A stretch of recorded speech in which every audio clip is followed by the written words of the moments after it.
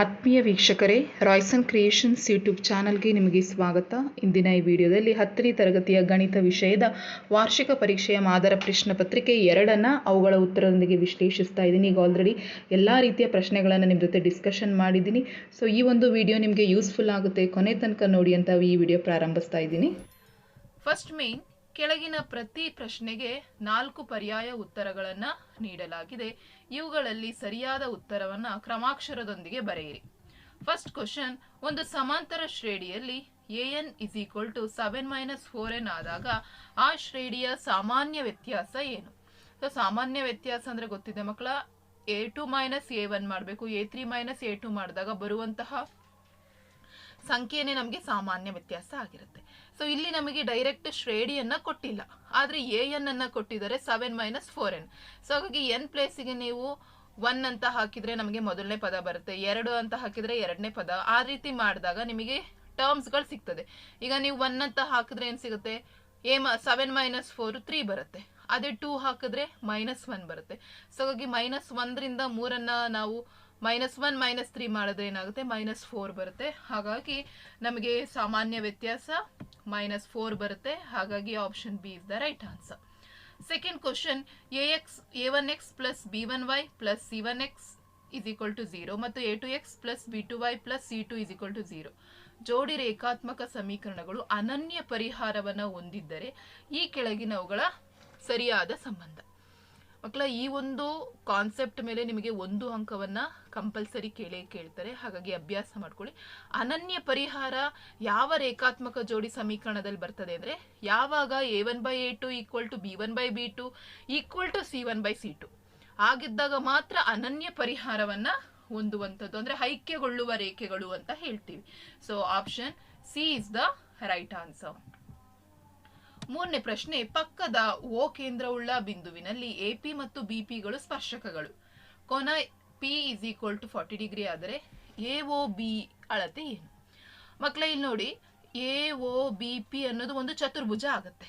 ಮತ್ತೆ ನಮಗೆ ಗೊತ್ತಿದೆ, ವೃತ್ತದ ಸ್ಪರ್ಶಕಗಳಿಗೆ ನಮಗೆ ಬಿಂದುಗಳಲ್ಲಿ ಸ್ಪರ್ಶಕಗಳನ್ನು ಎಳೆದಾಗ ನಮಗಲ್ಲಿ 90 ಡಿಗ್ರಿ ಉಂಟಾಗುತ್ತೆ. ಸೊ ಯಾವಾಗಲೂ ಲಂಬನೆ ಉಂಟಾಗುವಂಥದ್ದು, ಅದು ಸಹ ಗೊತ್ತಿದೆ. ಹಾಗಾಗಿ ನಮಗೆ ಇಲ್ಲಿ 3 ಕೋನಗಳು ಗೊತ್ತಾಯಿತು. ಸೊ ಕೋನ ಕಂಡುಹಿಡಿಯೋದು ತುಂಬಾ ಈಸಿ. ಯಾಕೆಂದ್ರೆ ಕೋನ ಎ ಪ್ಲಸ್ ಕೋನ ಬಿ ಪ್ಲಸ್ ಕೋನ ಓ ಪ್ಲಸ್ ಕೋನ P is equal to 360 degree. ಯಾಕೆಂದ್ರೆ ಒಳಕೋನಗಳ ಮೊತ್ತ 360 ಡಿಗ್ರಿ. ಹಾಗಾಗಿ ಅವುಗಳನ್ನ ಕೂಡಿಸಿ 360ರಿಂದ ಕಳೆದ್ರೆ ನಮಗೆ ಬರುವಂತ ಉತ್ತರ 140 ಡಿಗ್ರಿ. ಹಾಗಾಗಿ ಆಪ್ಷನ್ ಎ 140 ಡಿಗ್ರಿ ಸರಿಯಾದಂತಹ ಉತ್ತರ. ನೆಕ್ಸ್ಟ್ ಕ್ವಶನ್ ನಂಬರ್ 4, a 0,5 ಮತ್ತು b -5,0 ಈ ಬಿಂದುಗಳ ನಡುವಿನ ದೂರ. ಸೊ ಇಲ್ಲಿ 4 ಆಪ್ಷನ್ ಕೊಟ್ಟಿದ್ದಾರೆ ಮಕ್ಕಳ. ಸೊ ಇಲ್ಲಿ ದೂರ ಸೂತ್ರ ಬಳಸಬೇಕು. d is equal to square root of x2 - x1 whole square plus y2 - y1 whole square. So ಈ ವ್ಯಾಲ್ಯೂನ ಸಬ್ಸ್ಟಿಟ್ಯೂಟ್ ಮಾಡಿ ನೀವು ಮಾಡಿದ್ರೆ ನಮಗೆ c 5√2 ಮಾನಗಳು ಸಿಗ್ತದೆ. ಹಾಗಾಗಿ option C is the right answer. 5ನೇ ಪ್ರಶ್ನೆ, 180 is equal to 2x × 3√2 × 5√1 ಆದರೆ x ಏನನ್ನು ಸೂಚಿಸ್ತದೆ? ಸೊ ಇಲ್ಲಿರೋ ಸಂಖ್ಯೆಗಳನ್ನೆಲ್ಲ ಗುಣಿಸಿ ಮಕ್ಕಳ, ಆಗ ನಿಮ್ಗೆ ಒಂದು ಐಡಿಯಾ ಸಿಗುತ್ತೆ. 3 3 9, 9 5 45ಕ್ಕೆ ಎಷ್ಟನ್ನ ಗುಣಿಸಿದ್ರೆ ನಮಗೆ 180 ಬರುತ್ತೆ ನೋಡಿ. ಸೊ 45 2 90, 92 180. ಹಂಗಾಗಿ ಏನಾಗುತ್ತೆ, 2√2 ಆದ್ರೆ ಮಾತ್ರ 180 ಬರೋದು. ಹಾಗಾಗಿ ಎಕ್ಸ್ ಸೂಚಿಸುವಂತಹದ್ದೇನಾಗಿರುತ್ತೆ? 2. Option D is the right answer. Next 6ನೇ ಪ್ರಶ್ನೆ, 1 + cos² θ ಈ ಒಂದು ತ್ರಿಕೋನ ಮಿತಿ ನಿತ್ಯ ಸಮೀಕರಣಕ್ಕೆ ಸಮಾನವಾದದ್ದು ಏನು? 1 + cot² θ is equal to cosecant² θ. So ನಮ್ಗೆ ತ್ರಿಕೋನ ಮಿತಿಗಳು ಗೊತ್ತಿರಬೇಕು. sin² θ + cos² θ is equal to 1, 1 + tan² θ is equal to secant² θ, 1 + cot² θ is equal to cosecant. So ಇದು ಗೊತ್ತಿದ್ರೆ ಮಾತ್ರ ನೀವು ಈ ಆನ್ಸರ್ ಅನ್ನ ಬರೀಬಹುದು. 7ನೇ ಪ್ರಶ್ನೆ, ಒಂದು ಆಟದಲ್ಲಿ ಗೆಲ್ಲುವ ಸಂಭವನೀಯತೆ 0.85 ಆದ್ರೆ ಅದೇ ಆಟದಲ್ಲಿ ಸೋಲುವ ಸಂಭವನೀಯತೆ ಎಷ್ಟು? ಸೊ ಈಗ ಒಂದು ಘಟನೆ ಅಂತ ತಗೊಂಡು ನಮಗೆ ಗೊತ್ತಿದೆ P of E is equal to 1 ಅಂತ ತೆಗೆದುಕೊಂಡಾಗ, ಸೊ 1 ಮೈನಸ್, ಈಗ ಗೆಲ್ಲುವ ಸಂಭವನೀಯತೆ 0.85 ಆದ್ರೆ ಸೋಲುವ ಸಂಭವನೀಯತೆ ಏನಾಗುತ್ತೆ? 1 - 0.85 ಮಾಡಿದ್ರೆ 0.15 ಬರುತ್ತೆ. ಹಾಗಾಗಿ option C is the right answer. 8ನೇ ಪ್ರಶ್ನೆ, ಒಂದು ಅರ್ಧಗೋಳದ ಮೇಲೆ ಶಂಕುವನ್ನ ಇರಿಸಿದ್ದು ತ್ರಿಜ್ಯವು 6 ಸೆಂಟಿಮೀಟರ್ ಮತ್ತು ಎತ್ತರವು h ಸೆಂಟಿಮೀಟರ್ ಆಗಿರುವಾಗ ಆ ಘನಾಕೃತಿಯ ಒಟ್ಟು ಘನಫಲ ಇಲ್ಲಿ ಒಂದು ಒಟ್ಟು ಘನಫಲ ಕೇಳಿದಾಗ ಮಕ್ಕಳಲ್ಲಿ ಅರ್ಧಗೋಳದ ಘನಫಲ ಪ್ಲಸ್ ಶಂಕುವಿನ ಘನಫಲ ಎರಡನ್ನೂ ತೆಗೆದುಕೊಂಡ್ರೆ ನಮಗೆ ಒಟ್ಟು ಘನಫಲ ಘನಾಕೃತಿ ಸಿಗುತ್ತೆ. ಹಾಗಾಗಿ ಅರ್ಧಗೋಳದ ಘನಫಲದ ಸೂತ್ರ 2/3 πr³. ಆಮೇಲೆ ಶಂಕುವಿನ ಘನಫಲ ಏನಾಗ್ತದೆ 1/3 πr²h. ಹಾಗಾಗಿ option B is the right answer. Second question, ಕೆಳಗಿನ ಪ್ರಶ್ನೆಗಳಿಗೆ ಒಂದು ಹಂತ ಅಥವಾ ವಾಕ್ಯದಲ್ಲಿ ಬರೆಯಿರಿ. ಒಂದು ವಾಕ್ಯದಲ್ಲಿ ಅಥವಾ ಒಂದು ಸ್ಟೆಪ್ ಅಲ್ಲಿ ಬರೀಬೇಕು. ಸೊ 9ನೇ ಪ್ರಶ್ನೆ, ಪೈಥಾಗೊರಸ್ನ ವಿಲೋಮ ಪ್ರಮೇಯವನ್ನ ನಿರೂಪಿಸಿ. ಸೊ ವೆರಿ ಈಸಿ, ನಾನಿಲ್ಲಿ ಡೈರೆಕ್ಟ್ ಸ್ಟೇಟ್ಮೆಂಟ್ ಕೊಟ್ಟಿದ್ದೀನಿ ನೋಡಿ. ತ್ರಿಜ್ಯ ಒಂದರಲ್ಲಿ ಬಾಹು ಒಂದರ ಮೇಲಿನ ವರ್ಗವು ಉಳಿದೆರಡೂ ಬಾಹುಗಳ ಮೇಲಿನ ವರ್ಗಗಳ ಮೊತ್ತಕ್ಕೆ ಸಮನಾದರೆ ಮೊದಲ ಬಾಹುವಿನ ಅಭಿಮುಖ ಕೋನವು ಲಂಬಕೋನವಾಗಿರ್ತದೆ. ಸೊ ಇದು ಅದರ ವಿಲೋಮ ಪ್ರಮೇಯ. 10ನೇ ಪ್ರಶ್ನೆ, 5 ಪೆನ್ಸಿಲ್ ಮತ್ತು 7 ಪೆನ್ನುಗಳ ಬೆಲೆ 50 ರೂಪಾಯಿ. ಈ ಹೇಳಿಕೆಯನ್ನು 2 ಚರಾಕ್ಷರಗಳುಳ್ಳ ರೇಖಾತ್ಮಕ ಸಮೀಕರಣ ರೂಪದಲ್ಲಿ ಬರೆಯಿರಿ. ಸೊ ಇಲ್ಲಿ 5 ಪೆನ್ಸಿಲ್, ನನಗೆ ಪೆನ್ಸಿಲ್ ಬೆಲೆ ಗೊತ್ತಿಲ್ಲ, ಎಕ್ಸ್ ಅಂತ ತಗೊಳ್ಳೋಣ, ಓಕೆನಾ. ಅದೇ ರೀತಿ ಪೆನ್ ಬೆಲೆನ ವೈ ಅಂತ ತಗೊಳ್ಳೋಣ. ಹಾಗಾಗಿ 5 ಪೆನ್ಸಿಲ್ಗಳು ಪ್ಲಸ್ 7 ಪೆನ್ಗಳನ್ನು ತಗೊಂಡ್ರೆ 50 ರೂಪಾಯಿ. So 5x plus 7y is equal to 50. ಈ ರೀತಿ ನಾವು ಸಮೀಕರಣವನ್ನ ಬರಿಬೇಕು. ನೆಕ್ಸ್ಟ್ ನಮಗೆ 11ನೇ ಪ್ರಶ್ನೆ, ಒಂದು ವೃತ್ತ ವ್ಯಾಸವು 14 ಸೆಂಟಿಮೀಟರ್ ಆದರೆ ಆ ವೃತ್ತದ ಅರ್ಧ ವೃತ್ತದ ಭಾಗದ ಕಂಸದ ಉದ್ದವನ್ನ ಕಂಡುಹಿಡಿಯಿರಿ. ಸೊ ವ್ಯಾಸ ನಮಗೆ ಮಕ್ಕಳ ಇಲ್ಲಿ 14 ಸೆಂಟಿಮೀಟರ್ ಅನ್ನ ಕೊಟ್ಟಿದ್ದಾರೆ. ತ್ರಿಜ್ಯ ಏನಾಗುತ್ತೆ d/2 ಆಗುತ್ತೆ. ವ್ಯಾಸವನ್ನ 2ರಿಂದ ಭಾಗಿಸಿದ್ರೆ 7 ಆಗುತ್ತೆ, ಯಾಕೆಂದ್ರೆ 2 ತ್ರಿಜ್ಯ ಸೇರಿ ಒಂದು ವ್ಯಾಸ ಆಗೋದು. ಹಾಗಾಗಿ 7 ಸೆಂಟಿಮೀಟರ್. ಅವರು ಅರ್ಧ ವೃತ್ತ ಭಾಗದ ಕಂಸದ ಉದ್ದ ಕೇಳಿದ್ದಾರೆ. ಹಾಗಾಗಿ ಅರ್ಧ ವೃತ್ತ ಅಂತ ತೆಗೆದುಕೊಂಡ್ರೆ πr ಆಗುತ್ತೆ. So that 22/7 into 7. So 7 cancel, ಉಳಿಯುವಂಥದ್ದು 22 ಸೆಂಟಿಮೀಟರ್ ಆಗುತ್ತೆ. ಸೊ ಅರ್ಥ ಆಗಿದೆಯಲ್ಲ. ಸೊ ಅವ್ರು ಕೇಳಿರುವಂಥದ್ದು ಅರ್ಧ ವೃತ್ತ, ಹಾಗಾಗಿ ಈ ರೀತಿಯನ್ನು ನೀವು ಮಾಡಬೇಕು. ನೆಕ್ಸ್ಟ್ 12ನೇ ಪ್ರಶ್ನೆ, P(3,4) and Q(9,2) ಈ 2 ಬಿಂದುಗಳನ್ನು ಸೇರಿಸುವ ರೇಖಾಖಂಡದ ಮಧ್ಯ ಬಿಂದುವಿನ ನಿರ್ದೇಶಾಂಕಗಳನ್ನು ಕಂಡುಹಿಡಿಯಿರಿ. ಸೊ P ಮತ್ತೆ Q ಕೊಟ್ಟಿದ್ದಾರೆ. ಮಧ್ಯ ಬಿಂದು ಕಂಡುಹಿಡಿಯುವ ಒಂದು ಸೂತ್ರ ಗೊತ್ತಿದೆ, x1 plus x2 divided by 2, y1 plus y2 divided by 2. x ಬೆಲೆ y ಬೆಲೆ ಸಬ್ಸ್ಟಿಟ್ಯೂಟ್ ಮಾಡಿ 3 plus 9/2, 4 plus 2/2. ಸೊ ಹಾಗಾಗಿ 12/2 ಆಗುತ್ತೆ, 6/2 ಆಗುತ್ತೆ. ಸೊ 12/2 ನ 2 ಇಂದ ಕ್ಯಾನ್ಸಲ್ ಮಾಡಿದ್ರೆ 2 1s 2 6. ಅದೇ ರೀತಿ 2 1s 2 3s. ಸೊ 6, 3 ಬರುತ್ತೆ. ಹಾಗಾಗಿ ಮಧ್ಯ ಬಿಂದು 6, 3. 13ನೇ ಪ್ರಶ್ನೆ, 7/80 ಇದರ ಛೇದವನ್ನ 2m ಇಂಟು 5n ರೂಪಕ್ಕೆ ತಂದು ಈ ಭಿನ್ನರಾಶಿಯು ಅಂತ್ಯಗೊಳ್ಳುವ ಅಥವಾ ಅಂತ್ಯಗೊಳ್ಳದ ದಶಮಾಂಶ ವಿಸ್ತರಣೆ ಹೊಂದಿದೆಯೇ ಎಂಬುದನ್ನು ಬರೀಬೇಕು. ಸೊ ಇಲ್ಲಿ ನೋಡಿ ಪ್ರಶ್ನೆ ಏನು, 7/80. ಸೊ 80ಯನ್ನ ನಾವು 2^4 ಅಂತ ಬರೀಬಹುದು. 2 4, 4 8, 8 ಎಷ್ಟು ಬರುತ್ತೆ ಹೇಳಿ, 8 16. ಹಾಗಾಗಿ 16 5 ಎಷ್ಟಾಗುತ್ತೆ, 80. ಸೊ ಹಾಗಾಗಿ 2^4 ಇಂಟು 5^1. ಸೊ ಈ ಫಾರ್ಮ್ ಅಲ್ಲಿ ಬರೀತಾ ಇದೀವಿ ಅಂತ ಹೇಳಿದ್ರೆ, ಸೊ ಇದು ಒಂದು ಅಂತ್ಯಗೊಳ್ಳುವ ದಶಮಾಂಶ ಹೊಂದಿರುವ ವಿಸ್ತರಣೆ ಆಗಿರುತ್ತೆ.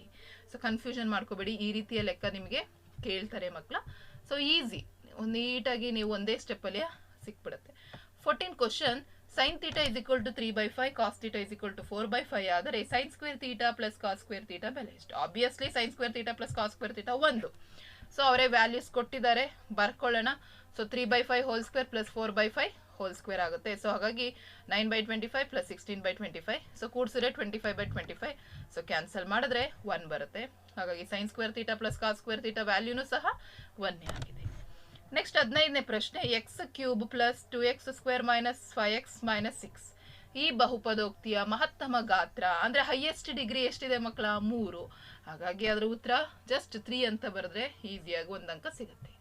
16ನೇ ಪ್ರಶ್ನೆ, ಒಂದು ಆಯತ ಘನಾಕೃತಿ ಆಕಾರದ ಕಬ್ಬಿಣದ ತುಂಡಿನ ಆಯಾಮಗಳು 10 centimetre into 5 centimetre into 2 centimetre ಆದರೆ ಘನಫಲ ಎಷ್ಟು?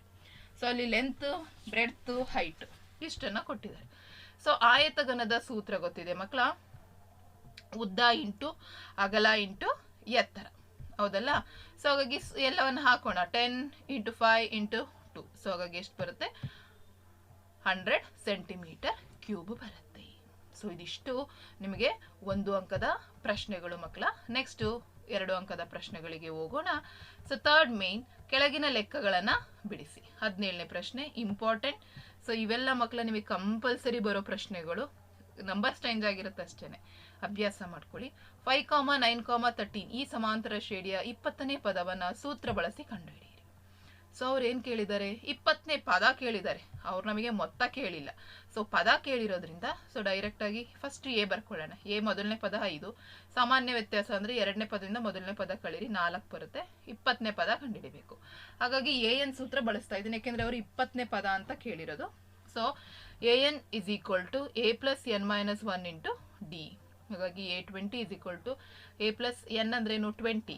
ಹಾಗಾಗಿ 20 ಇಂದ ಬಂದೋದ್ರೆ 19d, d ಅಂದ್ರೆ 4 ಸಬ್ಸ್ಟಿಟ್ಯೂಟ್ ಮಾಡಿ, ಅಲ್ಲಿಗೆ a ಅಂದ್ರೆ 5 ಕೂಡಿಸಿದ್ರೆ ನಿಮಗೆ ಒಟ್ಟಾರೆ 81 ಬರುತ್ತೆ. ಹಾಗಾಗಿ a20 ಎಷ್ಟು ಮಕ್ಕಳ, 81. ನೆಕ್ಸ್ಟ್ ನಾವು 18ನೇ ಪ್ರಶ್ನೆಗೆ ಹೋಗೋಣ. ಈ ಕೆಳಗಿನ ರೇಖಾತ್ಮಕ ಸಮೀಕರಣಗಳ ಜೋಡಿಗೆ ಪರಿಹಾರ ಕಂಡುಹಿಡಿಯಿರಿ. ಸೊ ಇಲ್ಲಿ ಅವರು ಯಾವ ಮೆಥಡ್ ಅಂತ ಹಾಕಿಲ್ಲ, ನಿಮಗೆ ಯಾವ ಮೆಥಡ್ ಬೇಕೋ ಅದನ್ನ ಮಾಡ್ಬೋದು. ಬೆಟರ್ ವರ್ಜಿಸುವ ವಿಧಾನವನ್ನೇ ಸೆಲೆಕ್ಟ್ ಮಾಡ್ಕೊಳ್ಳಿ, ಬೇಗನೆ ಮಾಡ್ಬೋದು, ಈಸಿ ಇರುತ್ತೆ. 2x plus y is equal to 14, x plus y is equal to 4. So ಅದನ್ನ ಸಮೀಕರಣ 1, ಸಮೀಕರಣ 2 ಅಂತ ತೆಗೆದುಕೊಳ್ತಾ ಇದ್ದೀನಿ. ಸೊ ಸಮೀಕರಣ 1 ಮತ್ತೆ 2 ಕಳಿಬೇಕು.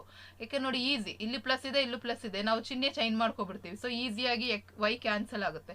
So 2x x plus y ಇರುತ್ತೆ. ಸೊ ಪ್ಲಸ್ ಇರೋದು ಮೈನಸ್ ಆಗುತ್ತೆ. ಸೊ ಚಿಹ್ನೆ ಚೇಂಜ್ ಮಾಡಿ ಇದು ಕ್ಯಾನ್ಸಲ್, ಉಳಿಯುವಂಥದ್ದು x is equal to 10.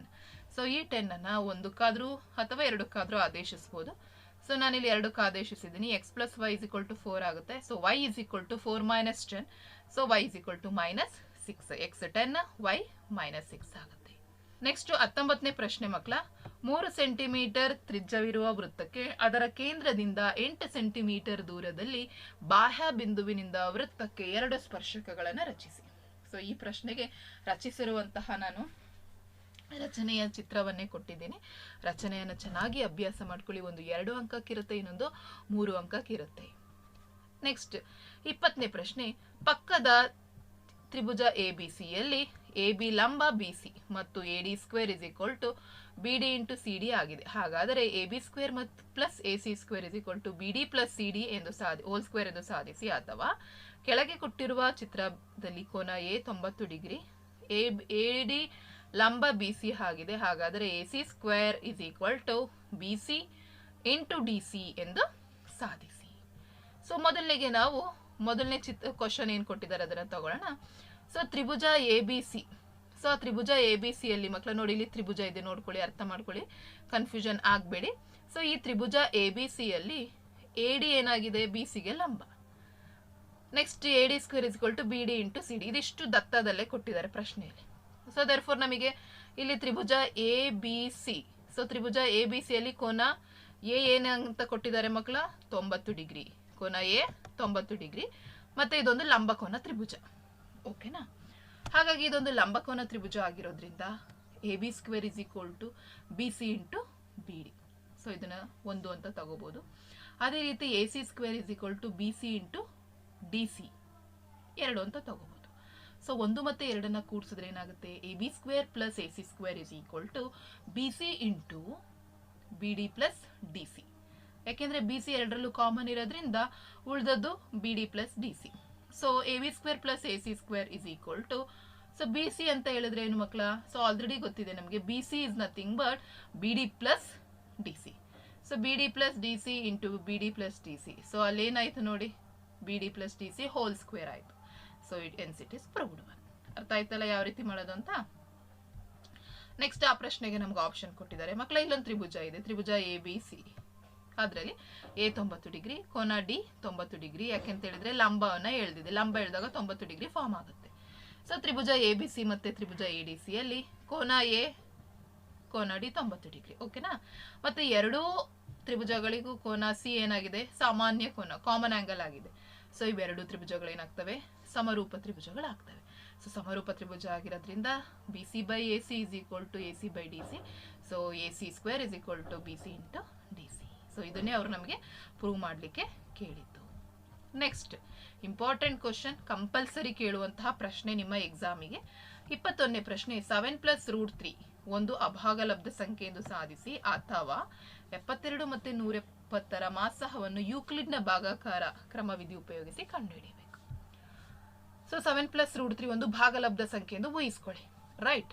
So P by Q is equal to 7 plus root 3. So 7 ಈ ಕಡೆ ತಗೊಂಡ್ರೆ P by Q minus 7 is equal to root 3. So P minus 7 Q by root 3 Q is equal to root 3. So P ಮತ್ತು ಕ್ಯೂಗಳು ಪೂರ್ಣಾಂಕ ಆಗಿರೋದ್ರಿಂದ 7 minus P minus 7 Q by cube ಒಂದು ಭಾಗಲಬ್ಧವಾಗಿದೆ, ಆದರೆ ರೂಟ್ 3 ಒಂದು ಅಭಾಗಲಬ್ಧ ಸಂಖ್ಯೆ. ದೇರ್ಫೋರ್ ರೂಟ್ 3 ಒಂದು ಭಾಗಲಬ್ಧ ಸಂಖ್ಯೆ ಅನ್ನೋದು ಸತ್ಯ ಸಂಗತಿಗೆ ವಿರುದ್ಧವಾಗಿರೋದ್ರಿಂದ ನಮ್ಮ ಊಹೆ ಏನಾಗಿದೆ, ತಪ್ಪಾಗಿದೆ. ದೇರ್ಫೋರ್ 7 ಪ್ಲಸ್ ರೂಟ್ 3 ಒಂದು ಅಭಾಗಲಬ್ಧ ಸಂಖ್ಯೆ. ಸೊ ಈ ಪ್ರಶ್ನೆಗೆ ಇನ್ನೊಂದು ಆಪ್ಷನ್ ಇದೆ ಮಕ್ಕಳ, 72 ಮತ್ತು 120ರ ಮಾಸಹವನ್ನ ಯೂಕ್ಲಿಡ್ ಭಾಗಾಕಾರ ಇದರಿಂದ ಕಂಡುಹಿಡಬೇಕು. ಸೊ ಎ ಅನ್ನ 120, ಬಿ ಅನ್ನ 72. So A is equal to B Q plus R. So 120 is equal to 72 into 1 plus 48. ಏಕೆಂದರೆ ನೀವು ಭಾಗಿಸಿದಾಗ 72 ಉಳಿಯೋ ಅಂಥದ್ದು ಶೇಷ 48. ಸೊ ಹಾಗಾಗಿ 72 ಇಸ್ ಈಕ್ವಲ್ ಟು 48 ಇಂಟು 1 ಮಾಡಿದ್ರೆ ಅಲ್ಲೂ ಸಹ ನಾವು 48 ಇಂದ ಭಾಗಿಸಿದಾಗ 24 ಶೇಷ ಉಳಿಯುತ್ತೆ. ಅದೇ ರೀತಿ ನಾವು ಇಲ್ಲಿ 48 ಅನ್ನ 24ರಿಂದ ಭಾಗಿಸಿದ್ರೆ ನಮಗೆ ಯಾವುದೇ ಶೇಷ ಉಳಿಯಲ್ಲ. 24 ಎರಡ್ಲಿ 48 ಆಗುತ್ತೆ.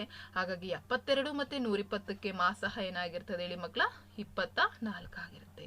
ಸೊ ಈ ಪ್ರಶ್ನೆ, ಇವೆರಡೂ ರೀತಿಯ ಪ್ರಶ್ನೆಗಳನ್ನ ಆಪ್ಷನ್ ಇಟ್ಟು ಈ ಪಾಠದಲ್ಲಿ ನಿಮಗೆ ಕಂಪಲ್ಸರಿ ಕೇಳ್ತಾರೆ, ಅಭ್ಯಾಸ ಮಾಡಿ. ನೆಕ್ಸ್ಟ್ ಇದು ಸಹ ನಿಮ್ಮ ಎಕ್ಸಾಮ್ಗೆ ಬರುವಂತ ಪ್ರಶ್ನೆಗೆ, X square plus 7x plus 12 is equal to 0 ಈ ವರ್ಗ ಸಮೀಕರಣವನ್ನ ಸೂತ್ರ ವಿಧಾನದಿಂದ ಬಿಡಿಸಿ. ಸೊ ಫಸ್ಟ್ ನಮಗೆ ಅದು ಆದರ್ಶ ರೂಪದಲ್ಲಿ ಇದೆಯಾ ನೋಡ್ಬೇಕು ಮಕ್ಕಳ. ax square plus bx plus c ರೂಪದಲ್ಲಿ ಇದೆಯಾ? Yes, it is there. So a value 1, b value 7, c value 12. So ಫಾರ್ಮುಲಾಕ್ಕೆ ಹಾಕೊಳ್ಳೋಣ. x is equal to minus b plus or minus square root of b square minus 4ac by 2a. So x is equal to minus 7 plus or minus square root of 7 square minus 4 into 12. So ಹಾಗಾಗಿ 49 minus 48 square root of 1 ಬರುತ್ತೆ. So ಅಲ್ಲಿಗೆ square root of 1 is nothing but 1 ಹಾಗಾಗಿ 1ಗೆ 2 value plus R minus. So ಹಾಗಾಗಿ first ಒಂದ್ಸರಿ ಬರ್ಕೊಳ್ಳೋಣ. x is equal to minus 7 plus 1 by 2, x is equal to minus 7 minus 1 by 2. So ಹಾಗಾಗಿ x is equal to minus 6 by 2, 2 1s 2 3s minus 3 ಬಂತು. ಅದೇ ರೀತಿ x is equal to minus 8 by 2 minus 4. So ಹಾಗಾಗಿ x ಗೆ 2 value, ಒಂದು minus 3 ಇನ್ನೊಂದು minus 8 ಆಗುತ್ತೆ. Next question number 23. 3x square minus 12x minus 15 ಈ ವರ್ಗ ಬಹುಪದೋಕ್ತಿಯ ಶೂನ್ಯತೆಯನ್ನ ಕಂಡುಹಿಡಿದು ನಂತರ ಇದರ ಶೂನ್ಯತೆಗಳು ಮತ್ತು ಸಹಗುಣಕಗಳ ನಡುವಿನ ಸಂಬಂಧವನ್ನ ತಾಳೆ ನೋಡಿ. ಸೊ ನಮಗೆ ಇಲ್ಲಿ p ಆಫ್ x ಕೊಟ್ಟಿದ್ದಾರೆ, 3x square minus 12x minus 15, right. So ಬಹುಪದೋಕ್ತಿಯ ಶೂನ್ಯತೆ p of x is equal to 0. Therefore ಏನಾಗುತ್ತೆ, 3x square minus 12x minus 15 is equal to 0. So ಈಗ ಇದನ್ನ ಅಪವರ್ತನ ಮಾಡಬೇಕು. ಗುಣಿಸಿದ್ರೆ ನಮಗೆ 45 ಬರಬೇಕು, ಕೂಡಿಸಿದ್ರೆ 12. ಅಂತ ಸಂಖ್ಯೆ ಯಾವ್ದಪ್ಪ ಅಂತ ಹೇಳಿದ್ರೆ 15 ಮೂರ್ಲಿ.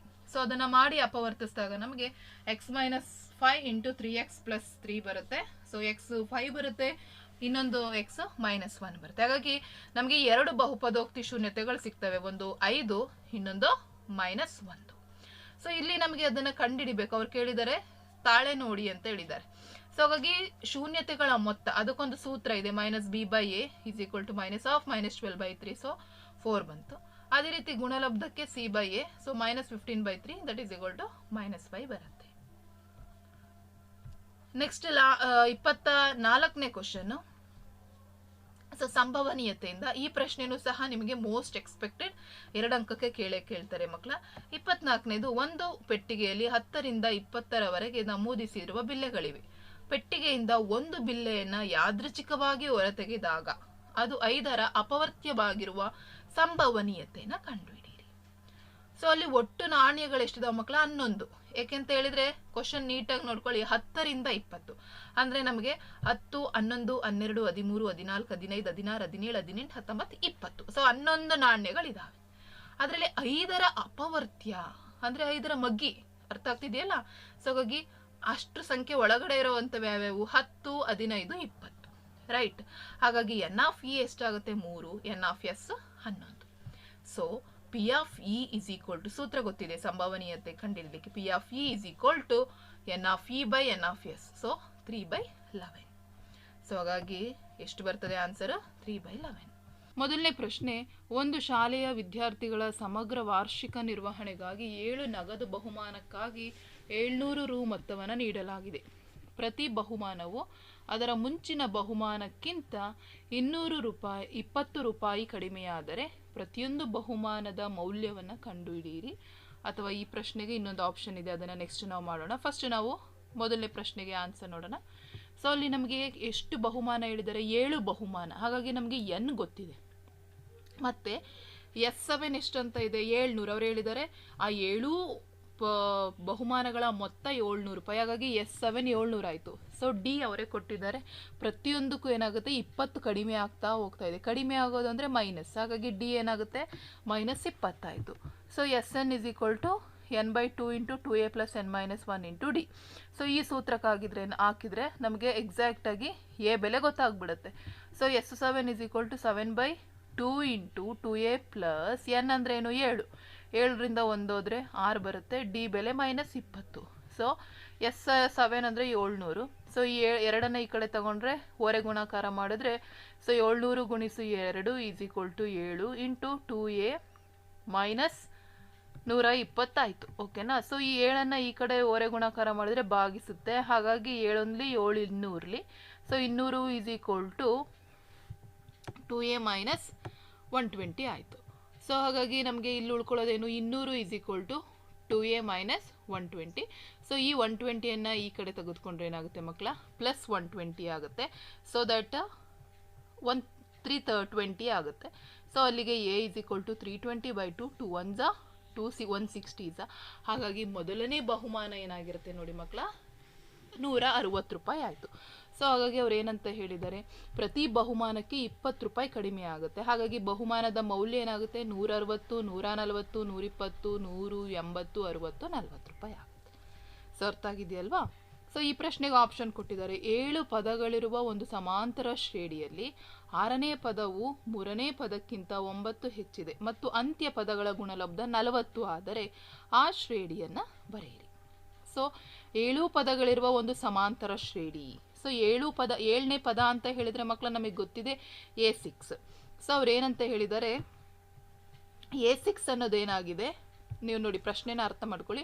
6ನೆಯ ಪದ 3ನೆಯ ಪದಕ್ಕಿಂತ 9 ಹೆಚ್ಚಿದೆ ಅಂದರೆ ಏನಾಗಿದೆ A6 is nothing but A3 + 9 ಅಂದರೆ 3ನೇ ಪದಕ್ಕಿಂತ 9 ಜಾಸ್ತಿ ಇದೆ. ಹಾಗಾಗಿ A6 = A3 + 9 ಆಯಿತು. A6 ಅಂದರೆ A + 5d that is = A + 2d + 9. So ಇಲ್ಲಿ ನೋಡಿ ಇಲ್ಲೂ ಎ ಇದೆ, ಇಲ್ಲೂ ಎ ಇದೆ, ಏನಾಗುತ್ತೆ ಕ್ಯಾನ್ಸಲ್ ಆಗುತ್ತೆ. ಸೊ ಉಳಿಯೋದು 5d = 2d + 9. ಸೊ ಇದು 2d ಈ ಕಡೆ ಬಂದರೆ 3d ಆಗುತ್ತೆ. ಸೊ 3d = ಏನಾಗುತ್ತೆ 9 ಆಗುತ್ತೆ. ಸೊ d = 3 ಬರುತ್ತೆ. ಸೊ ಈಗ ನನಗೆ ಡಿ ಗೊತ್ತಿದೆ, ಅವರು 7 ಪದಗಳಿದಾವೆ ಅಂತ ಹೇಳಿದ್ದಾರೆ, ಹಾಗಾಗಿ ಎನ್ನು ಸಹ ಗೊತ್ತಾಗಿದೆ. ಮತ್ತು ಅವರು ಇನ್ನೊಂದು ಹಿಂಟನ್ನು ಕೊಟ್ಟಿದ್ದಾರೆ ಪ್ರಶ್ನೆಯಲ್ಲಿ. ಏನದು ಕೊನೆಯ ಪದಗಳ ಗುಣಲಬ್ಧ 40. ಕೊನೆ ಪದ ಅಂದರೆ ಯಾವುದು 7 ಪದಗಳಿದಾವೆ ಅಂದರೆ ಕೊನೆ ಪದ ಅಂದರೆ A6 ಮತ್ತು A5 ಇವುಗಳ ಗುಣಲಬ್ಧ ಏನಾಗಿರುತ್ತೆ 40 ಆಗಿದೆ ಅಂತ ಕೊಟ್ಟಿದ್ದಾರೆ. ಹಾಗಾಗಿ A6 ಅಂದರೆ A + 5d, A5 ಅಂದರೆ A + 4d = 40. ಸೊ ಡಿ ಬೆಲೆಯನ್ನು ಸಬ್ಸ್ಟಿಟ್ಯೂಟ್ ಮಾಡಿಕೊಂಡ್ರೆ ನಮಗೆ ವ್ಯಾಲ್ಯೂಸ್ ಗೊತ್ತಾಗುತ್ತೆ. A + 15 × A + 12 = 140. ಸೊ ಗುಣಾಕಾರ ಮಾಡಿದ್ರೆ A² + 27a + 180. 40ಯನ್ನು ಈ ಕಡೆ ತೊಗೊಂಡ್ರೆ ಮೈನಸ್ ಆಗುತ್ತೆ. ಸೊ ಬರೋವಂಥದ್ದು A² + 27a - 140 ಸೊ ಆಗುತ್ತೆ. ಸೊ ಅದನ್ನು ನಾವು ಅಪವರ್ತಿಸಿದ್ರೆ ನಮಗೆ ಎ ಬೆಲೆ -20 ಬರ್ತದೆ, ಎ ಬೆಲೆ -7 ಬರುತ್ತೆ. ಓಕೆನಾ. ಸೊ ಈಗ ನಾವು ಕಂಡುಹಿಡಿಬೇಕಾಗಿರೋದೇನು AP ಅನ್ನು ಅವ್ರು ನಮಗೆ ಕಂಡುಹಿಡಿಲಿಕ್ಕೆ ಹೇಳಿದ್ದಾರೆ. ಹಾಗಾಗಿ AP = A + D, A + 2d, A + 3d. So A = -20 -17 -14 ಆಗ್ತಾ ಹೋಗುತ್ತೆ. ಯಾಕೆಂದರೆ ನಮಗೆ ಎ ಬೆಲೆ ಗೊತ್ತಾಗಿದೆ, ಡಿ ಬೆಲೆನೂ ಸಹ ಗೊತ್ತಿದೆ. ಸೊ ನಾವು ಶ್ರೇಣಿಯನ್ನು ಬರೆಯೋದು ತುಂಬಾ ಈಸಿ. ನೆಕ್ಸ್ಟು 26ನೇ ಪ್ರಶ್ನೆ ಮಕ್ಕಳ. ವೃತ್ತದ ಮೇಲಿನ ಯಾವುದೇ ಬಿಂದುವಿನಲ್ಲಿ ಎಳೆದ ಸ್ಪರ್ಶಕವು ಸ್ಪರ್ಶ ಬಿಂದುವಿನಲ್ಲಿ ಎಳೆದ ತ್ರಿಜ್ಯಕ್ಕೆ ಲಂಬವಾಗಿದೆ. ಸೊ ಈ ಪ್ರಮೇಯ ನಿಮಗೆ ನಾನು ಆಲ್ರೆಡಿ ಹೇಳಿದ್ದೀನಿ, ಪ್ರಮೇಯಗಳನ್ನು ಅಷ್ಟನ್ನು ಚೆನ್ನಾಗಿ ಅಭ್ಯಾಸ ಮಾಡಿ. ಹಾಗಾಗಿ ಇಲ್ಲಿ ಪ್ರಮೇಯವನ್ನು ನಾನು ನಿಮಗೆ ಡಿಸ್ಪ್ಲೇ ಮಾಡ್ತಾ ಇದ್ದೀನಿ ಅಷ್ಟೇ. ಸೊ ಅಭ್ಯಾಸವನ್ನು ಮಾಡ್ಕೊಳ್ಳಿ. 30ನೇ ಪ್ರಶ್ನೆ. x³ - 3x² + x + 2 g(x) ಎಂಬ ಬಹುಪದೋಕ್ತಿಯಿಂದ ಭಾಗಿಸಿದಾಗ ಸಿಗುವ ಭಾಗಲಬ್ಧ ಶೇಷಗಳು ಕ್ರಮವಾಗಿ x - 2 ಮತ್ತು -2x + 4 ಆದರೆ g(x) ಅನ್ನು ನಾವು ಕಂಡುಹಿಡಿಬೇಕು. ಸೊ ಅಲ್ಲಿ ನಮಗೆ p(x) ಅಂದ್ರೇನು G of X into Q of X plus R of X. So ಅಲ್ಲಿ ನಮಗೆ ಪಿ ಆಫ್ ಎಕ್ಸ್ ಕೊಟ್ಟಿದ್ದಾರೆ, ಕ್ಯೂ ಆಫ್ ಎಕ್ಸ್ ಕೊಟ್ಟಿದ್ದಾರೆ, ಆರ್ ಆಫ್ ಎಕ್ಸ್ ಕೊಟ್ಟಿದ್ದಾರೆ, ಜಿ ಆಫ್ ಎಕ್ಸ್ ಕೊಟ್ಟಿಲ್ಲ, ರೈಟ್. ಸೊ ಈಗ ನಾವು ಇದನ್ನು ಈ ಕಡೆ ತೊಗೊಂಡ್ರೆ ಪ್ಲಸ್ ಇರೋದು ಮೈನಸ್ ಆಗುತ್ತೆ. ಸೊ ಅದನ್ನು ಕಂಪ್ಲೀಟ್ ಸಿಂಪ್ಲಿಫೈ ಮಾಡಿದ್ರೆ ಸೊ ನಮಗೆ X cube minus 3x² plus 3x - 2 ಬರುತ್ತೆ. ಅದೇ ರೀತಿ ಈ G of X into X minus two ಇಲ್ಲಿ ಗುಣಿಸಲ್ಪಟ್ಟಿದೆ, ಈ ಕಡೆ ಬಂದರೆ ಭಾಗಾಕಾರ ಆಗುತ್ತೆ, ಹಾಗಾಗಿ X minus two. So X minus two ಇಂದ ಇದನ್ನು ಭಾಗಿಸಿದ್ರೆ ನಮಗೆ ಜಿ ಆಫ್ ಎಕ್ಸ್ ಸಿಗುತ್ತೆ. ಸೊ ಹಾಗಾಗಿ X minus two into X cube minus 3x² plus 3x - 2 ಮಾಡ್ಕೊಳ್ಳೋಣ. ಸೊ ಇಲ್ಲಿ ಎಕ್ಸ್ ಕ್ಯೂಬ್ ಇದೆ, ಇಲ್ಲಿ ಎಕ್ಸ್ ಇದೆ. ಸೊ ಎಕ್ಸ್ ಸ್ಕ್ವೇರಿಂದ ಮಲ್ಟಿಪ್ಲೈ ಮಾಡಿದ್ರೆ ಎಕ್ಸ್ ಕ್ಯೂಬ್ ಮೈನಸ್ 2x² ಆಗುತ್ತೆ. ಚಿಹ್ನೆ ಚೇಂಜ್ ಮಾಡಿ. So X cube cancel. So ಹಾಗಾಗಿ ಉಳಿಯೋವಂಥದ್ದು ಏನಾಗುತ್ತೆ, ಉಳಿಯೋವಂಥದ್ದು minus X square plus 3x - 2. So ಇಲ್ಲಿ ಮೈನಸ್ ಎಕ್ಸ್ ಸ್ಕ್ವೇರ್ ಇರೋದ್ರಿಂದ ಮೈನಸ್ ಎಕ್ಸಿಂದ ಮಲ್ಟಿಪ್ಲೈ ಮಾಡಿದ್ರೆ ಏನಾಗುತ್ತೆ, ಮೈನಸ್ ಎಕ್ಸ್ ಸ್ಕ್ವೇರ್ ಆಗುತ್ತೆ. ಸೊ ಚಿಹ್ನೆ ಚೇಂಜ್ ಮಾಡಿದ್ರೆ ಕ್ಯಾನ್ಸಲ್ ಆಗಿ ಉಳಿಯುವಂಥದ್ದು ಎಕ್ಸ್ ಮೈನಸ್ 2. ಸೊ ಇಲ್ಲಿ ಆಲ್ರೆಡಿ ಎಕ್ಸ್ ಮೈನಸ್ 2 ಇರೋದ್ರಿಂದ ಪ್ಲಸ್ 1ರಿಂದ ಮಲ್ಟಿಪ್ಲೈ ಮಾಡಿದ್ರೆ ಎಕ್ಸ್ ಮೈನಸ್ 2 ಆಗುತ್ತೆ. ಸೊ ಚಿಹ್ನೆ ಚೇಂಜ್ ಮಾಡಿದಾಗ ಕ್ಯಾನ್ಸಲ್ ಆಗುತ್ತೆ. ಹಾಗಾಗಿ G of X square minus X plus 1 ಆಗುತ್ತೆ. ಸೊ ಇದು ಜಿ ಆಫ್ ಎಕ್ಸ್ ಆಗುತ್ತೆ. ಸೊ ಅರ್ಥ ಆಗಿದೆಯಲ್ಲ. ನೆಕ್ಸ್ಟು 27ನೇ ಪ್ರಶ್ನೆ. ತ್ರಿಜ್ಯಗಳು 21 ಸೆಂಟಿಮೀಟರ್ ಮತ್ತು 7 ಸೆಂಟಿಮೀಟರ್ ಆಗಿರುವ ಓ ಕೇಂದ್ರವುಳ್ಳ 2 ಏಕಕೇಂದ್ರೀಯ ವೃತ್ತಗಳ ಕಂಸಗಳು ಕ್ರಮವಾಗಿ ಎ ಬಿ ಮತ್ತು ಸಿ ಡಿ ಆಗಿವೆ. ಚಿತ್ರದಲ್ಲಿ ತೋರಿಸಿರುವಂತೆ ಕೋನ AOB 30 ಡಿಗ್ರಿ ಆದಾಗ ಛಾಯೆಗೊಳಿಸಿದ ಭಾಗದ ವಿಸ್ತೀರ್ಣ ಕಂಡುಹಿಡಿಯಿರಿ. ಇಲ್ಲಿ ನೋಡಿ ಮಕ್ಕಳ, ACDB ಅನ್ನೋದು ಮಾತ್ರ ಛಾಯೆಗೊಳಿಸಿದೆ. ಸೊ ನಮಗೆ ಮೊದಲನೇ ವೃತ್ತದ ತ್ರಿಜ್ಯನೂ ಗೊತ್ತಿದೆ, ಎರಡನೇ ವೃತ್ತದ ತ್ರಿಜ್ಯನೂ ಸಹ ಗೊತ್ತಿದೆ, ಮತ್ತು ಇಲ್ಲಿರುವಂಥ ಕೋನನೂ ಸಹ ಗೊತ್ತಿದೆ. ಸೊ ಇದಿಷ್ಟನ್ನು ಬಳಸ್ಕೊಂಡು ನೀವು ಛಾಯೆಗೊಳಿಸಿದ ಭಾಗದ ವಿಸ್ತೀರ್ಣವನ್ನು ಕಂಡುಹಿಡಿಯೋದು ತುಂಬಾ ಈಸಿ. ಸೊ ಹಾಗಾಗಿ ನಾವು ಡೈರೆಕ್ಟಾಗಿ ಛಾಯೆಗೊಳಿಸಿದ ಭಾಗದ ವಿಸ್ತೀರ್ಣಕ್ಕೆ θ/360 into pi into R² minus capital R² minus small letter R². ಯಾಕಂದರೆ ಮೊದಲನೇ ತ್ರಿಜ್ಯ ಮತ್ತು ಎರಡನೇ ತ್ರಿಜ್ಯದ ತ್ರಿಜ್ಯವನ್ನು ಕಳೆದ್ರೆ ನಮಗೆ ಗೊತ್ತಾಗುತ್ತೆ. ಹಾಗಾಗಿ 30 ಡಿಗ್ರಿ ಕೊಟ್ಟಿದ್ದಾರೆ. ಸೊ 30/360 ಇಂಟು ಪೈ ಅಂದರೆ 22/7. ಸೊ R 21² ಮೈನಸ್ 7² ಆಗುತ್ತೆ. ಸೊ ಅಲ್ಲಿಗೆ 1 into 21 divided by 12 into 7. So into 21 441 minus 49 ಕಳೆದ್ರೆ 392 ಬರುತ್ತೆ. 7 1 7 56. ಹಾಗಾಗಿ ಉಳಿಯುವಂಥದ್ದು 11 ಗುಣಿಸು 56 ಗುಣಿಸು 6. ಸೊ ಹಾಗಾಗಿ ಉಳಿಯುವಂಥದ್ದು 616 ಭಾಗಿಸು 6. ಸೊ ಇದನ್ನು ನಾವು ಕ್ಯಾನ್ಸಲ್ ಮಾಡಿದ್ರೆ 102.66 ಸೆಂಟಿಮೀಟರ್ ಸ್ಕ್ವೇರ್ ಬರುತ್ತೆ. ಹಾಗಾಗಿ ಛಾಯೆಗೊಳಿಸಿದ ಭಾಗದ ವಿಸ್ತೀರ್ಣ 102.66 ಸೆಂಟಿಮೀಟರ್ ಸ್ಕ್ವೇರ್. ನೆಕ್ಸ್ಟ್ 28ನೆಯ ಪ್ರಶ್ನೆ. 4 ಸೆಂಟಿಮೀಟರ್ 5 ಸೆಂಟಿಮೀಟರ್ ಮತ್ತು 6 ಸೆಂಟಿಮೀಟರ್ ಬಾಹುಗಳಿರುವ ಒಂದು ತ್ರಿಭುಜವನ್ನು ರಚಿಸಿ. ನಂತರ ಮತ್ತೊಂದು ತ್ರಿಭುಜವನ್ನು ಅದರ ಪ್ರತಿಯೊಂದು ಬಾಹುವು ಮೊದಲು ರಚಿಸಿದ ತ್ರಿಭುಜದ ಅನುರೂಪ ಬಾಹುಗಳ 5/3 ರಚಿಸಿ. ಇಲ್ಲಿ ನೋಡಿ ಮಕ್ಕಳು, ನಿಮ್ಗೆ ಆಲ್ರೆಡಿ ನಾನು ರಚನೆಯನ್ನು ಮಾಡಿ ಕೊಟ್ಟಿದ್ದೀನಿ. ಸೊ ರಚನೆಯನ್ನು ಅಭ್ಯಾಸ ಮಾಡ್ಕೊಳ್ಳಿ. ಸೊ ಇದಕ್ಕೆ 3 ಅಂಕ ನಿಮಗೆ ಇರುತ್ತೆ. 29ನೇ ಪ್ರಶ್ನೆ. ಪಕ್ಕದ ಚಿತ್ರದಲ್ಲಿ ಕೊಟ್ಟಿರುವಂತೆ D, E ಮತ್ತು Fಗಳು ಕ್ರಮವಾಗಿ AB, BC ಮತ್ತು ACಗಳ ಮಧ್ಯಬಿಂದುಗಳಾಗಿದ್ದು ತ್ರಿಭುಜ DEFನ ವಿಸ್ತೀರ್ಣ ಕಂಡುಹಿಡಿಯಿರಿ. ನೋಡಿ, DEF ಅನ್ನೋದು ಮಧ್ಯಬಿಂದುಗಳಾಗಿದ್ದಾವೆ. ಸೊ ಹಾಗಾಗಿ ನಮಗೆ ಈ ನಿರ್ದೇಶಾಂಕಗಳನ್ನ ಕೊಟ್ಟಿದ್ದಾರೆ. ಸೊ ನನಗೆ ತ್ರಿಭುಜ DEFನ ವಿಸ್ತೀರ್ಣವನ್ನು ನಾನು ಕಂಡುಹಿಡಿಬೇಕು. ಓಕೆನಾ? ಸೊ ಹಾಗಾಗಿ ತ್ರಿಭುಜ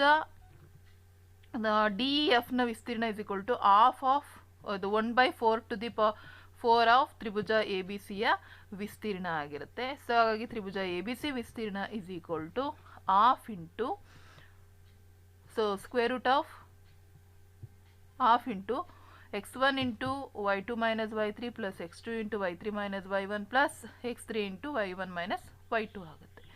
so that half into 2 into 4 minus 6 4 into 6 minus 2 plus 2 into 2 minus 4. So values ಎಲ್ಲ ಸಬ್ಸ್ಟಿಟ್ಯೂಟ್ ಮಾಡಿ. ಯಾಕೆಂದರೆ ನಿಮಗೆ ತ್ರಿಭುಜದ ವಿಸ್ತೀರ್ಣ ಕಂಡುಹಿಡಿಯೋ ಸೂತ್ರನೂ ಗೊತ್ತಿದೆ. ವ್ಯಾಲ್ಯೂಸ್ ಎಲ್ಲ ಸಬ್ಸ್ಟಿಟ್ಯೂಟ್ ಮಾಡಿದ್ರೆ ಸೊ ನಮಗೆ ಸಿಗುವಂಥದ್ದು 4 ಚದರ ಮಾನಗಳು. 31ನೇ ಪ್ರಶ್ನೆ. sin A plus cosecant A whole square plus cos A plus secant A whole square is equal to 7 plus tan square A plus cot square A ಎಂದು ಸಾಧಿಸಿ. ಅಥವಾ root of 1 plus cos A by 1 minus cos A is equal to cosecant A plus cot A ಎಂದು ಸಾಧಿಸಿ. So ಮಕ್ಕಳು, ನಮಗಲ್ಲಿ left side ಏನು ಕೊಟ್ಟಿದ್ದಾರೆ, sine square A plus cosecant square A ಕೊಟ್ಟಿದ್ದಾರೆ. ಅದೇ ರೀತಿ plus cos A plus secant A whole square ಅನ್ನ ಕೊಟ್ಟಿದ್ದಾರೆ. ಸೊ ಅದನ್ನ ಸೂತ್ರಕ್ಕೆ ಹಾಕೊಳ್ಳೋಣ. A plus B whole square ಸೂತ್ರಕ್ಕೆ ಹಾಕೋಬಿಡೋಣ. ಸೊ ಅಲ್ಲಿಗೆ ಏನಾಗುತ್ತೆ, sine square A plus cosecant square A plus 2 sine A into cosecant A plus cos square A plus secant square A plus 2 cos A into secant A.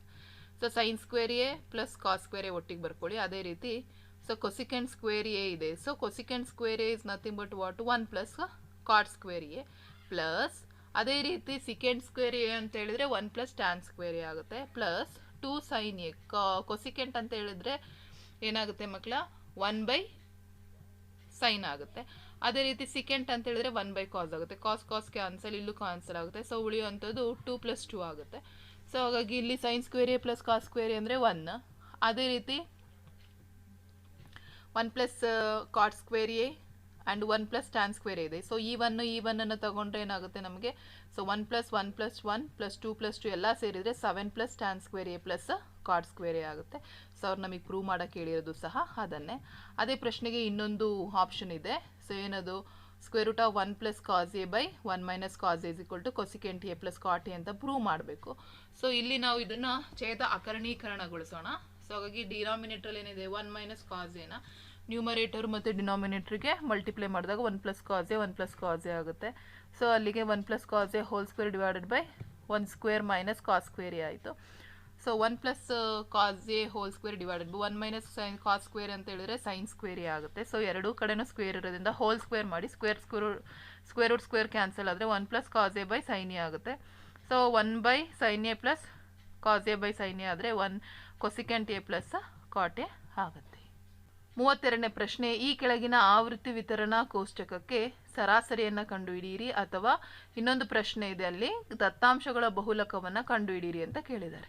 So ಮೊದಲನೇದು ನಮಗೆ ಮೀನ್ ಅಂದರೆ ಸರಾಸರಿ ಬೇಕು ಅಂತ ಹೇಳಿದ್ರೆ ಫಸ್ಟ್ ಕ್ಲಾಸ್ ಇಂಟರ್ವಲ್ಲಿ ಎಫ್ ಕೊಟ್ಟಿದ್ದಾರೆ. So X ಕಂಡುಹಿಡಿಬೇಕು. So ಮಧ್ಯ ಬಿಂದು ಯಾವುದಪ್ಪ, 1 ಮತ್ತು 4ರ ನಡುವೆ 2.5, ಇಲ್ಲಿ 5.5 ಆಗುತ್ತೆ. ಇದೇ ರೀತಿ ಎಲ್ಲದರದ್ದು ಮಧ್ಯ ಬಿಂದು ಕಂಡುಹಿಡ್ಕೊಂಡು ಎಫ್ ಮತ್ತು ಎಕ್ಸನ್ನು ಗುಣಿಸ್ಕೊಂಡು ಅದನ್ನು ಪೂರ್ತಿ ಸಮ್ ಮಾಡಬೇಕು. So summation of F X ಎಷ್ಟಾಗುತ್ತೆ, 832 ಆಗುತ್ತೆ. ಸೊ ಇಲ್ಲಿ ಇವನ್ನ ಟೋಟಲ್ ಮಾಡಿದ್ರೆ 100 ಆಗುತ್ತೆ. ಸೊ ಹಾಗಾಗಿ ಮೀನ್ ಅಂದರೆ ಸರಾಸರಿ is equal to what, summation of F X divided by N. So ಹಾಗಾಗಿ 832 ಭಾಗಿಸು 100 ಮಾಡಿದ್ರೆ 83.2 ಆಗುತ್ತೆ. ಸೊ ಇಲ್ಲಿಗೆ ನಮಗೆ ಸರಾಸರಿ ಗೊತ್ತಾಯಿತು. ಅದೇ ಪ್ರಶ್ನೆಗೆ ನಮಗೆ ಮೋಡನ್ನು ಕಂಡುಹಿಡಿಲಿಕ್ಕೆ ಅಂದರೆ ಬಹುಲಕವನ್ನು ಕಂಡುಹಿಡಿಲಿಕ್ಕೆ ಕೇಳಿದ್ದಾರೆ. ಸೊ ಬಹುಲಕ ಕಂಡುಹಿಡಿಬೇಕು ಅಂದರೆ ನಮ್ಗೆ ಇಲ್ಲಿ ಗೊತ್ತಾಗಬೇಕು, ಇಲ್ಲಿ ಹೈಯೆಸ್ಟ್ ಫ್ರೀಕ್ವೆನ್ಸಿ ಇರೋದು ಯಾವುದು ಮಕ್ಕಳ, 20. ಹೌದಾ? ಸೊ ಹೈಯೆಸ್ಟ್ ಫ್ರೀಕ್ವೆನ್ಸಿ ಇರೋ ಫ್ರೀಕ್ವೆನ್ಸಿಯನ್ನು ನಾವು ಯಾವಾಗಲೂ ಏನಂತ ಹೇಳಿ ತಗೋತೀವಿ, F1 ಅಂತ ಹೇಳಿ ತಗೋತೀವಿ. ಸೊ ಇಂದಿನ ಇದನ್ನು ನಾವು ಲೋವರ್ ಲಿಮಿಟಲ್ಲಿರೋಂಥ ಇದನ್ನು ಫ್ರೀಕ್ವೆನ್ಸಿಯನ್ನು F0 ಅಂತ ತಗೋತೀವಿ, F0 ಅಂತೀವಿ, ಮುಂದಿನದ F2 ಅಂತೇಳಿ ತಗೋತೀವಿ. ಸೊ ಅಲ್ಲಿಗೆ ನಮ್ಗೆ ಇಷ್ಟು ಗೊತ್ತಾಯ್ತು. ಎಚ್ ಅದರ ಗಾತ್ರ ನೋಡಿ, ಸೊ ಗಾತ್ರ 20 ಇದೆ. ಹೌದಾ? 65ರಿಂದ 85, 85 ಅಂದರೆ 20 ಇದೆ. ಲೋವರ್ ಲಿಮಿಟ್ ಎಷ್ಟಿದೆ ಮಕ್ಕಳ, ಇಲ್ಲಿ ನೋಡಿ ಲೋವರ್ ಲಿಮಿಟ್ 125 ಇದೆ. ಸೊ ಇಷ್ಟನ್ನು ನಾವು ಈ ಸೂತ್ರಕ್ಕೆ ಹಾಕೋಣ, L plus F1 minus F0 divided by 2F1 minus F0 minus F2 into H. So ಎಲ್ಲ ಬೆಲೆಗಳನ್ನು ಸಬ್ಸ್ಟಿಟ್ಯೂಟ್ ಮಾಡಿ ಫೈಂಡ್ ಔಟ್ ಮಾಡಿದ್ರೆ 151.15 ಬರುತ್ತೆ. ನೆಕ್ಸ್ಟ್ ಮಕ್ಕಳು 33ನೇ ಪ್ರಶ್ನೆ ಕೇಳಿದ್ದಾರೆ. ಈ ದತ್ತಾಂಶಗಳಿಗೆ ಅಧಿಕ ಇರುವ ಹೊಜೀವನ ಹಾಕಲಿಕ್ಕೆ ಕೊಟ್ಟಿದ್ದಾರೆ. ಸೊ ಅಂದರೆ 0ಗಿಂತ ಅಧಿಕ, 10ಕ್ಕಿಂತ ಅಧಿಕ, 20, 30, 40, 50. ಸೊ ಈಗ ಅದಕ್ಕೆ ನಾವು ಹಾಕಬೇಕು. ಮೋರ್ ದೆನ್ 0 ಎಷ್ಟಿದೆ ಮಕ್ಕಳ, 100 ಇದೆ. ಸೊ ಮೋರ್ ದೆನ್ 10 95 ಇದೆ. ಮೋರ್ ದೆನ್ 20 ಎಷ್ಟಿದೆ, 80.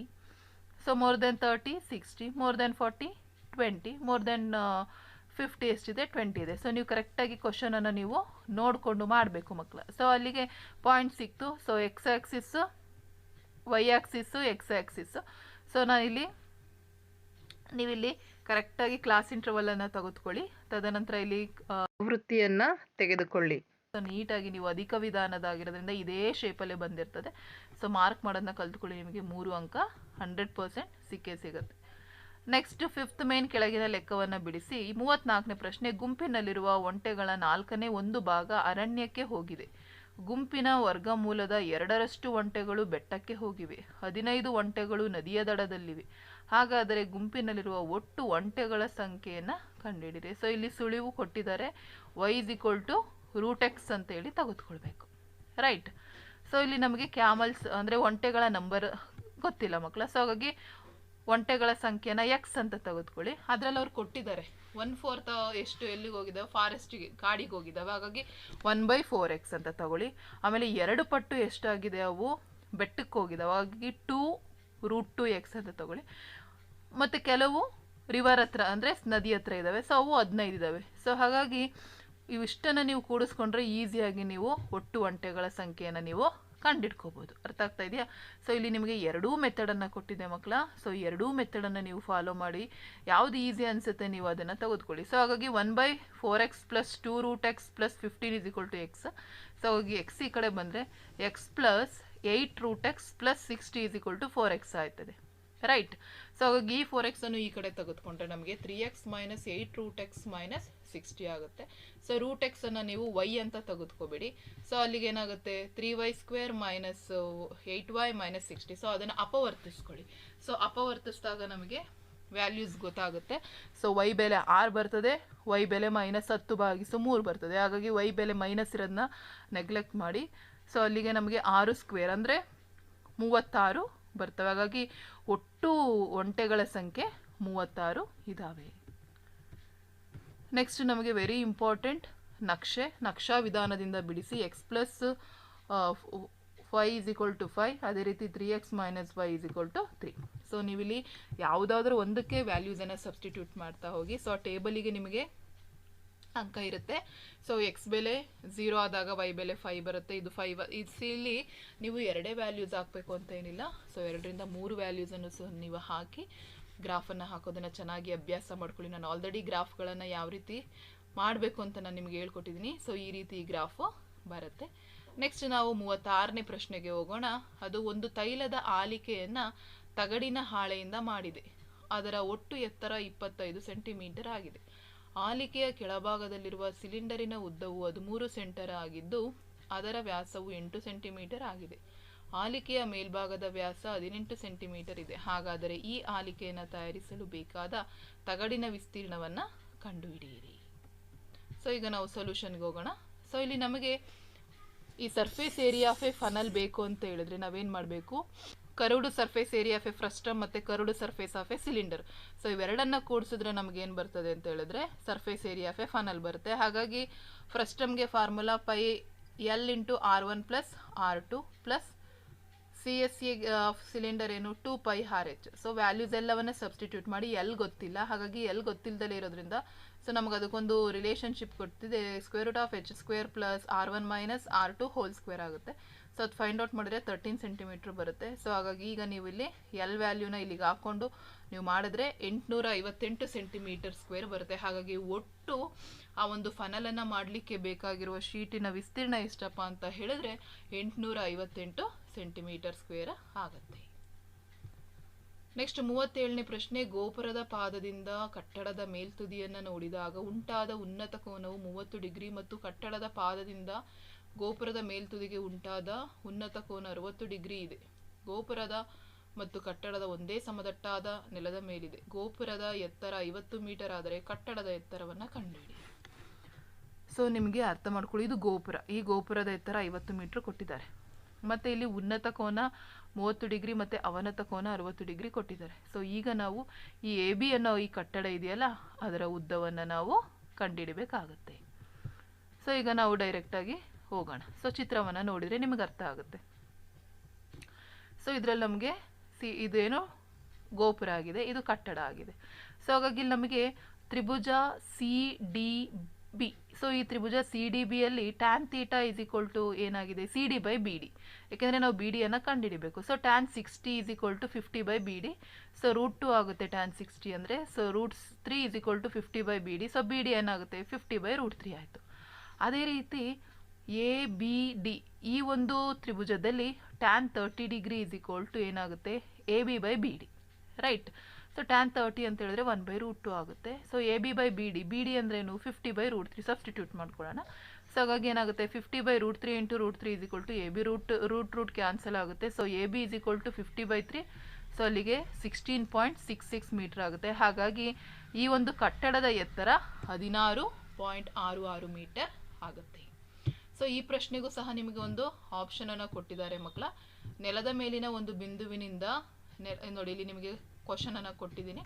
ಸೊ ಕ್ವಶನನ್ನು ಓದ್ಕೊಳ್ಳಿ.